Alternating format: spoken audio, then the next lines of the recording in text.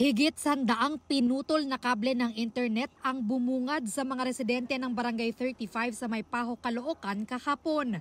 Ang kumpul-kumpul na mga wire iniwang nakabalandra sa basketball court. Karamihan patay na linya na ayon sa barangay. Ang mga pumutol sa mga kable, 7 lalaking inaayos lang daw sana ang court para sa nalalapit nilang liga. Sagabal po sa pagpapalaro po namin. Yung mga wire po na nakaharang. Kaya nag-decide na rin po na putulin para mapagpaliga kami dito sa lugar namin. Kasi matagal na kami hindi nakapagpaliga. Medyo nakainom naman po pero alam naman din po namin yung ginagawa namin. Ang ilan sa higit 40 na perwisyong pamilya galit na nagreklamo sa barangay matapos mawalan ng internet. Naantala raw kasi ang trabaho at pag-aaral nila online. Ang isa sa mga nagreklamo, tinumba pa ang ring sa court dala ng galit.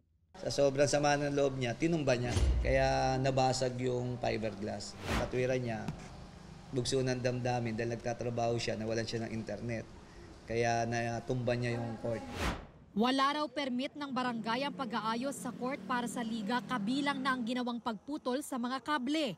Posibleng maharap sa reklamong malicious mischief ang 7 salarin.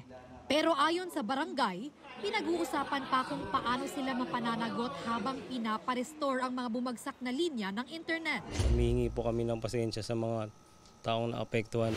Para sa GMA Integrated News, Bea Pinlac, Nakatutok 24 Oras.